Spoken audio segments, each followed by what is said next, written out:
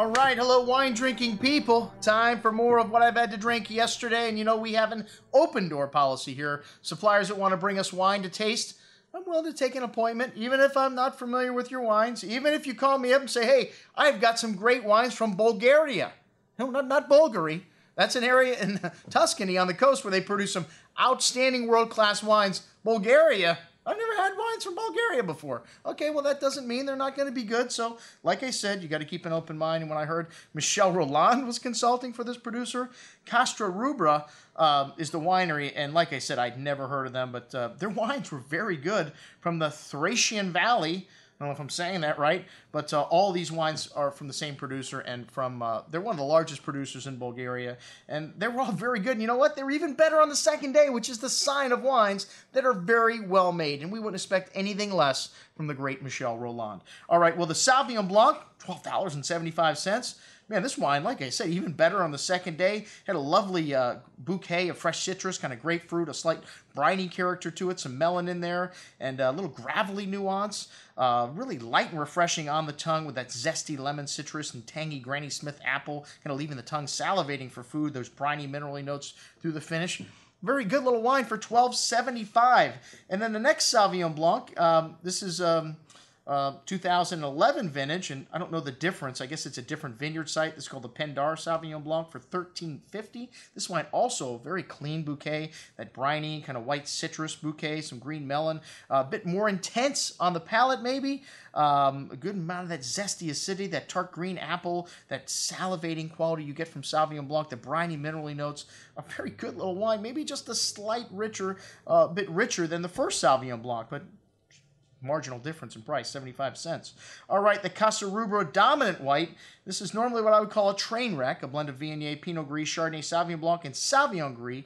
And you get some of that bright green melon in the nose, some pretty floral notes, lemon zest, a bit of a musky quality that you get from Sauvignon Blanc also that the first two wines didn't really have. And then that's maybe the Sauvignon Gris. Anyways, bright pineapple citrus showing on the tongue.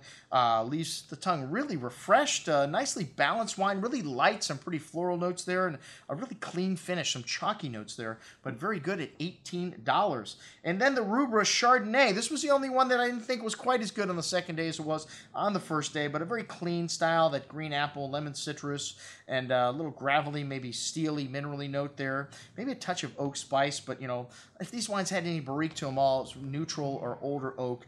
This wine's got some nice lemon drop candy fruit on the tongue with some zesty minerality there on the finish, leaving your tongue refreshed, kind of a texture of skim milk on the palate, really nicely balanced, very good juice at $12.75. So far, Bulgarian wine, not so bad.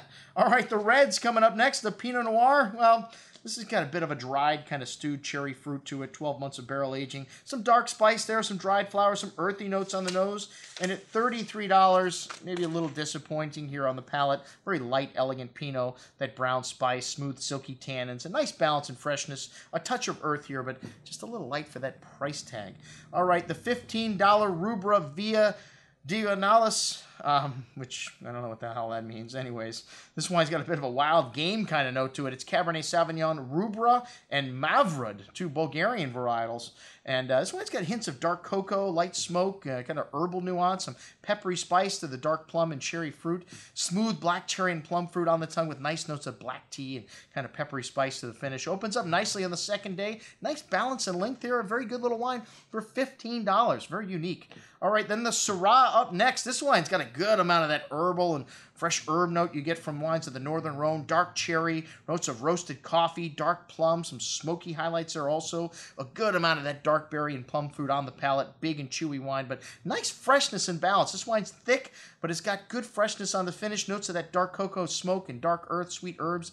Really nice length. A bit tannic at the end, but has good fruit and nice balance here. $33, an excellent little Syrah.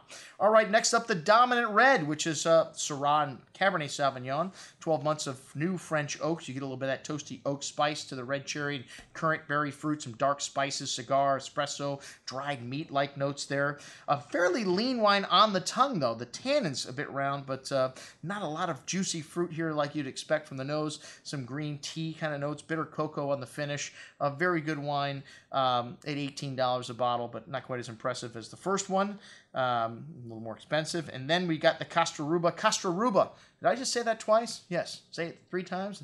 I don't know, I'm going to kick my heels and get back to Bulgaria. Anyways, this is the iconic wine of the property, and along with the Butterflies Rock, which they didn't have with them today, it's got 15% Cab Franc, 42% below, 33% Cab. A good amount of that black pepper spice, cigar box, and dark currant cassis berry fruit, blueberry here. Also very rich, very well-endowed bouquet, notes of espresso and bitter cocoa. Really complex bouquet here, opening up even more on the second day. Really nicely built wine here on the palate. Good amount of that dark currant cassis berry fruit and excellent structure. Really nice array of depth of flavors showing on the finish as well. Cigar box spice, fresh black earth.